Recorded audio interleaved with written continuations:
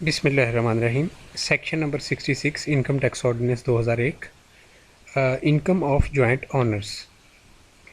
सब सेक्शन 1 इसका कहता है कि for the purposes of this ordinance and subject to sub section 2 where any property is owned by 2 or more persons and their respective shares are definite and एसेर्टेनेबल।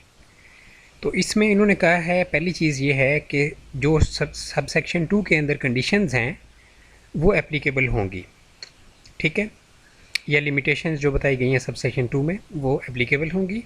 दूसरी चीज़ ये बताई गई है कि कोई प्रॉपर्टी है, ठीक है, कोई प्रॉपर्टी है और उसकी ऑनरशिप है दो या दो से ज़्यादा पर्सनस के पास। तो पर्सनस कौन होंगे? इंडिविजुअल भी होंगे। सेक्शन 80 आपको देखना पड़ेगा पर्सनस की डेफिनेशन के लिए। इंडिविजुअल भी हो सकते हैं, कंपनी भी हो सकती है, एसोसिएशन ऑफ पर्सन भी पर्सन की कैटेगरी में आते हैं, एनजीओ भी हो सकती है, फेडरल गवर्नमेंट या कोई प्रोविंशियल गवर्नमेंट भी इसमें शामिल है। तो कोई भी जो दो या दो से ज़्यादा पर्सनस हैं इनकम टैक्स ऑर्डिनेंस 2001 के सेक्शन 80 के तहत, and their respective shares are definite and ascertainable, और उनका जो शेयर है प्रॉपर्टी के अंदर वो डेफिनेट है और एसर्टेनेबल का मतलब है कि उसको निकाला जा सकता है, हम कैलकुलेशन उसकी कर सकते हैं कि वो कितना है, एक का कितना है, दूसरे का कितना है, या अगर 3 हैं 4 हैं तो उनका कितना कितना शेयर है। तो ये कंडीशंस जो हैं ये लाजमी हैं फुलफ़िल करनी।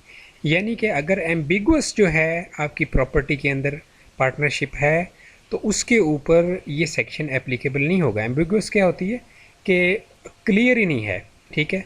ये दो पार्टनर हैं और पार्टनर को आप पूछ रहे हैं प्रॉपर्टी के, यानी कि जो ऑनर्स हैं वो बेसिकली दो हैं या दो से ज़्यादा हैं, तो उनसे आप पूछते हैं कि भाई तुम्हारा शेयर कितना कितना है, तो उन्होंने कोई लिखाई नहीं की हुई, ना उन्होंने बैंक से ट्रांजैक्शंस की हुई हैं प्रॉपरली, यानी कोई ऐसी उनकी बेस नहीं है अगर कि जिसकी बेस पे हम ये डिसाइड कर सकें कि फ़लाँ का इतना शेयर है प्रॉपर्टी में, फ़लाँ का इतना है, तो बेस नहीं होगी तो ये सेक्शन एप्लीकेबल नहीं होगा।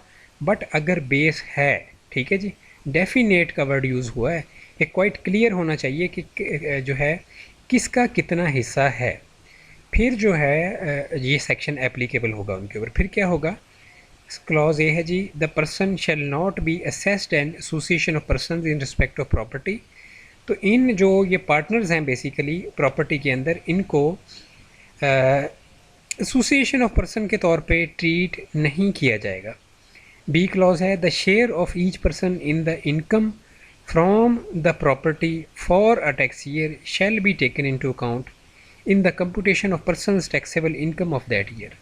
तो ये चीज़ सेक्शन 66 के तहत कंपलसरी है कि अगर उनका प्रॉपर्टी के अंदर जो शेयर है वो डेफिनेट और एसर्टेनेबल है तो उस बेस के ऊपर दोनों के या तीनों के या चारों के या मल्टीपल लोगों के जो इनकम टैक्स रिटर्न हैं उनके अंदर उनकी इनकम्स अलग अलग शो होंगी। यानी जो टोटल इनकम होगी उसको शेयर्स के हिसाब से आप डिवाइड कर देंगे और फिर वो अपना अपना शेयर उस प्रॉपर्टी का एज एन इनकम अपने इनकम टैक्स रिटर्न में लाजमी शो करेंगे, ठीक है।